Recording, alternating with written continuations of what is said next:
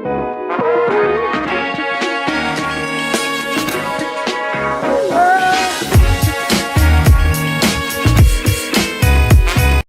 is up, TBC? It's your boy Tough Builds coming back at you guys with yet another video. Welcome back to all my new subscribers and to you. Thank you guys for at least smashing that subscribe button, showing me some support. Today I have another sponsor for you guys. It is done by my Intercooler. I finally got one, yes, and it's going to lower down my charge temps, which this girl right here really heat soaks. If you guys don't live in Arizona, you guys won't know this, but it's about 110 usually, or 120 during the summertime. So we need to get this intercooler installed. So let me go ahead and show you a little brief of it, and I'm going to tell you what you need. We're going to get started right now. Here is the intercooler. I already unboxed it already. It came in another box, which I already took out. So this one is actually a replica of Mishimoto. It is actually really clean and really good looking. I'm really impressed with the quality of it. Once you have her up on some jack stands, some really steady, nice ones, make sure you guys put something in the back tire so it doesn't roll away. Once you have these on the car and the car is lifted up in the air, it's your choice if you want to take off the two front tires, because you are going to be needing to get into the inner wheel, which, you know, there's a screw there to remove the bumper. Now, to do this, there's two ways. You can remove the bumper, or you can take it from the top, but you have to remove a whole bunch of stuff. So that way you don't really necessarily have to lift up your car. But this way, I think, is going to be the easiest way. We're going to be underneath the car right about now. Here we are right underneath the car. There's going to be 17 screws and 4 push pins. You will see them as soon as you get underneath here. Don't forget the ones that are hiding in here. And then there's also ones that are way back over here. And there's another one over here. And you got some more on the sides. So you're going to take out all these push pins. Dark days turning into dark nights. I hit this trip and spin it all, I'm having a hard time. Once you have your splash guard off, you're going to be seeing your inner wheel area. This one, we have to at least take out 3 of these push pins here. There's 1, there's 2, and there's 3 over there. We need to take out all 3 of those because we need to get access inside here. There is a screw inside here that you have to take off ordinary to remove your bumper. If you do not do it correctly, you can permanently damage these clips right here. So make sure you guys do that. Once you have this 7mm bolt on loosen and out, perfect. Let's go ahead and do the same thing to the other side. If you guys don't want to bend this at all, it's really easy. There's another clip back here, and there's 3 clips right here. You can already tell I already took them out. There's one up here, one more back there. That's all you need to take off the whole entire shield. And then after that, you don't have to worry about bending it. Once you guys have taken both screws off of both sides, now we're going to be moving back up to the top of the motor. This is your radiator cover, bracket, whatever you want to call them nowadays, but it is a big plastic shield that covers your radiator support arms. So let's go ahead, or brackets, let's go ahead and take this off. We're going to be removing all 8 of these pins right here. We're going to be using a flathead and a trim puller.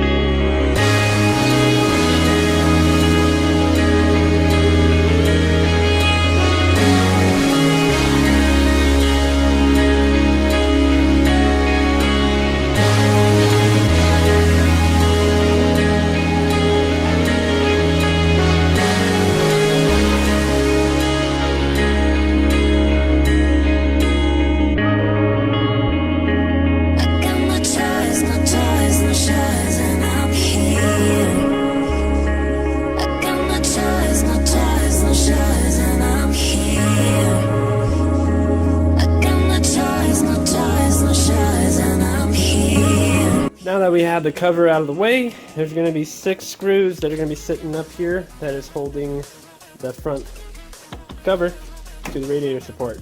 So we're going to go ahead and take off all 6 of those, take off the bumper.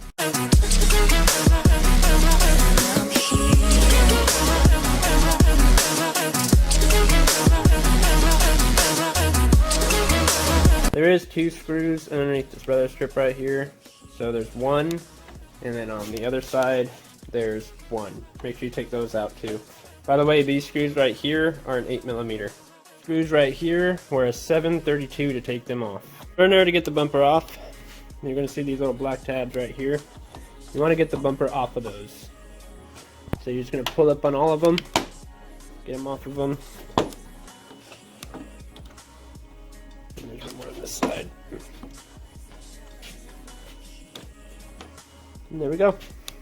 And then in order to get this side, you just put your hand right underneath here.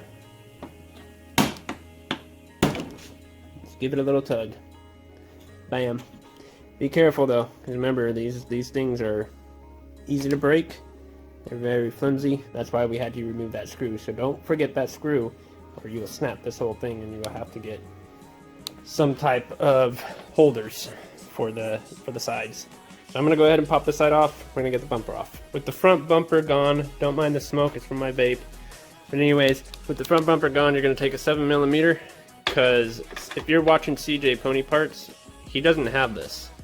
So you gotta remove your active shutters first. There is a cord attached to it, which is for the sensor. So you might wanna unplug the sensor before you start bolting stuff. And then ordinary to get your factory intercooler out, there's gonna be a bracket which pretty much holds it on. It's gonna be this bracket here. So you're gonna want to take off that bolt on each side, and then this bracket right here will come off. And then after that, guys, I'll show you guys something else after we're pretty much done. You guys can see the intercooler right here. It's pretty dope. Pretty small, to be honest. I mean, it's small and plastic. So we're gonna be changing that. And then ordinary to get it off, it's just you're gonna pull this down, and on both sides, of course. Don't forget to disconnect the sensor as well, and the charge pipes. I had a little bit of time struggling with those active grille shutters right there. Took me a minute to figure out how to actually get them out, but I finally did. So there is a screw that you have to remove, which is this screw right here, and I'm gonna show you exactly where that goes. Real quick, it goes right here. It holds this onto this, and then there's this little clip right here.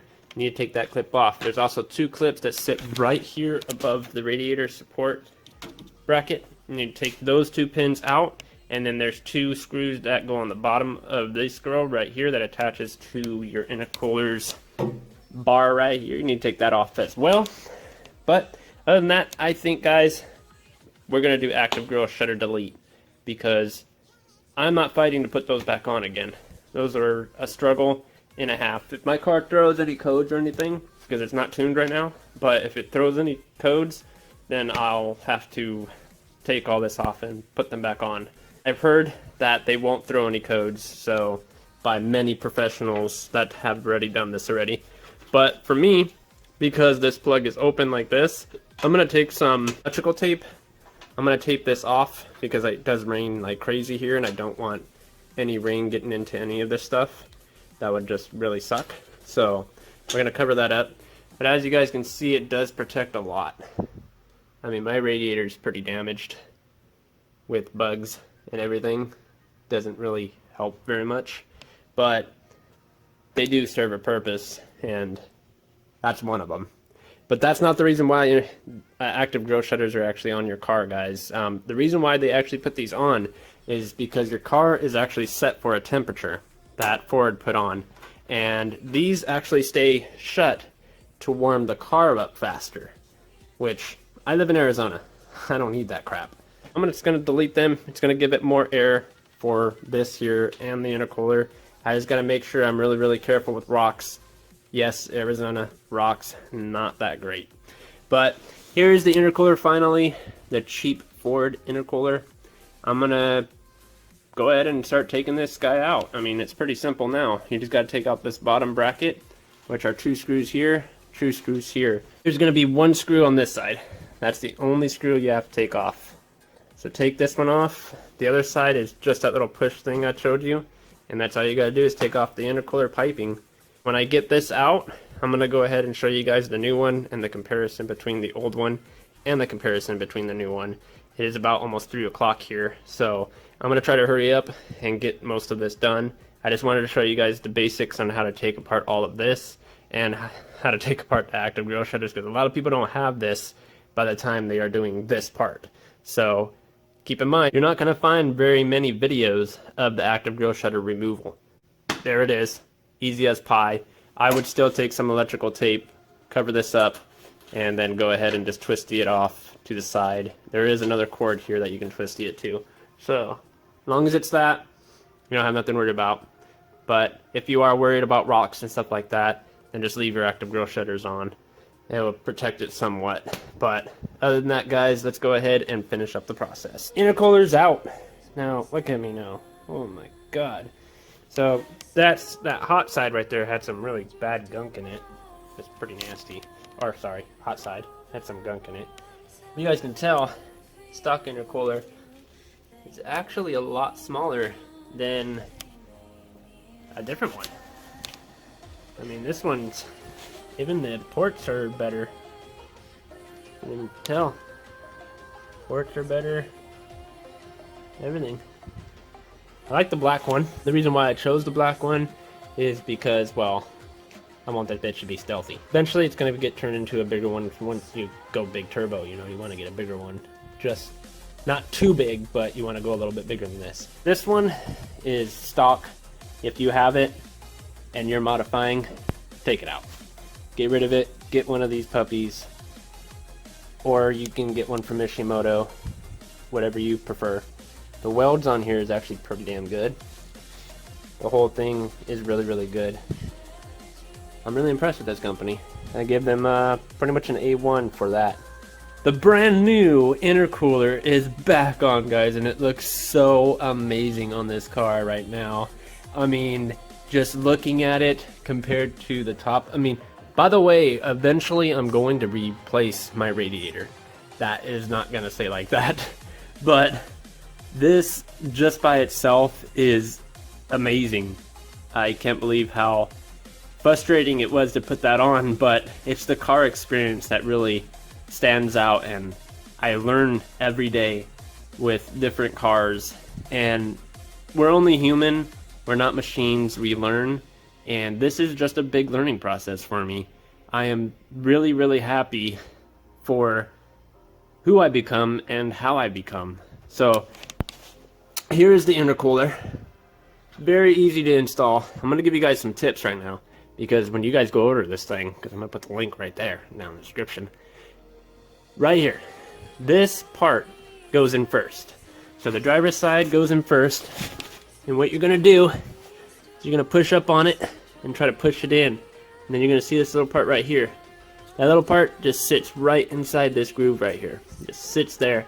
Once you guys get this side in, the other side is just as easy. There's another clip on the other side. You put the hanger on it, and you put the screw back on it. I'm going to show you. There's the hanger right there, and then you put the screw back in it so it doesn't move anywhere. And don't forget to put your charge pipes back on. Make sure that you guys put your sensor that came on your stock one on this one. The screws will not fit onto the new one. You have to actually go out and buy a screw and use that one. I just walked around my garage and I found one that actually worked. I mean, this thing looks really good, guys. Really nice, really impressed. But this is the easiest project. Now what you're gonna do is you're gonna go ahead and put your bottom radiator support back on.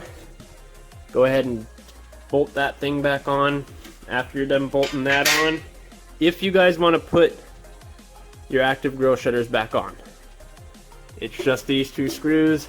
Pop those pins back in, and then that clip that sits on the back end, and plus that screw, and then plug it all back in right here. I, on the other hand, am not in the mood to do that tonight. So I'm just gonna go ahead and start buckling her up now, and then I will come back when this part is done and when I'm getting ready to put the bumper back on. If you're like, damn, I can't remember which way this thing goes, I'm gonna show you guys something real quick. There's an L and there's an R. Driver's side is right, passenger side is left. Really easy. Go ahead and tighten her down. I just tighten it very tight. Not too tight, but very tight. and now it's on there. So that's that. Oh no, the sensor fell off. Let's go ahead, wrap it up. Well, here we are, guys. We're taking the Ecoboost out for the final drive with the new intercooler installed. So far, it's 89 where I live right now.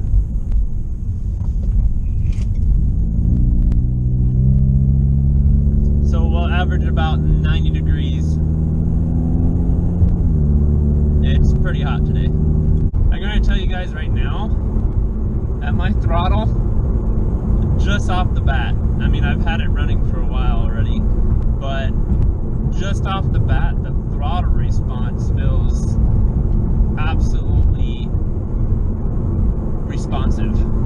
Like just doing that and doing a drop-in filter definitely changed the throttle response. Not like this car didn't have better throttle response before. This car moves even when you barely press on the damn thing. If you guys are wondering how long it actually took me to do the intercooler, it actually took me about 4 hours, and that's because I stopped and I vaped and I got something to drink and I took a little break here and there. So I'm not in as good a shape as I usually am doing this kind of stuff.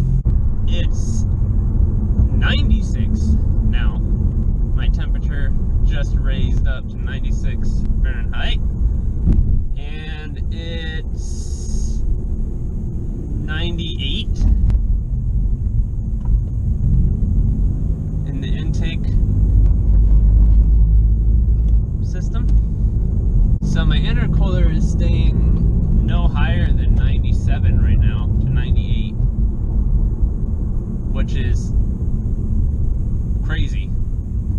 Very, very crazy, because I've noticed when I have the stock intercooler on here, even just leaving my house when I'm getting ready to go to work and I start my car up and I let it warm up and whatnot, it actually raises up to like 112. So, you know, that's outrageous. And then plus, when I start driving, the end temperature starts raising a lot higher. It goes up to about 120 to 130 depending on the hotness, and usually in about 100-degree weather you're looking at pretty well over 120 intake air, and that's pretty bad. Cylinder, let's talk about cylinder head temp.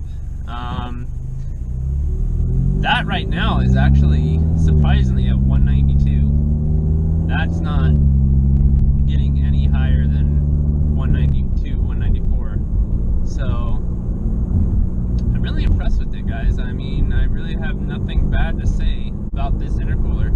It seems to be doing its job the correct way, and I can actually press on the gas and my car doesn't feel like it's stalling. Before I did this mod and I had the stock intercooler, I noticed it does heat soak very, very quick.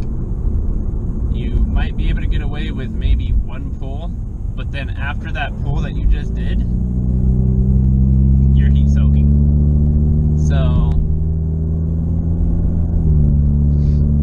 motors love cold weather, not hot weather. But I do everything I can to help out the motor, and that's the reason why I got a K&N drop-in air filter. It's not the best out of the West, but K&N has been known for quite some time for their performance. But a lot of people don't understand this either, is I've already explained this once before, but ordinary to even fill gangs from an intake system, especially a cold air intake system, you have to have a tune with it.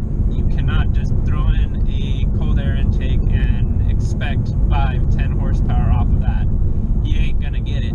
Well, you guys should know what time it is. It's the end of the video. I hope you guys did enjoy that video. The Mustang, on the other hand, her charge temps have been going down, guys, which is a good thing. It's about 110 now in the summertime. It is so heating, but I'm so happy I was actually able to install this intercooler just for you guys. I hope you guys learned a little bit of something, what you guys can do to your Mustang Ecoboost. You definitely need to get a catch can if you have not got one already, and I am dead serious. Make sure you guys get one of those, put a drop-in filter, get a better intercooler, so that way you're not heat soaking when you have to race or you're going on the racetrack or whatever the case may be. But if you guys did like this video, why don't you guys go ahead and show me by sharing this video with all your friends and your family. Slap that like button, show that you love this video, and don't forget to smash that subscribe button yourself if you are new. Join the TBC squad. By the way, if you are my OGs, there is merch. I'm going to be dropping that link down right in the description. So go ahead and check it out. Get something for yourself. Help support the channel. I love you all. And I'll see you guys in the next banger.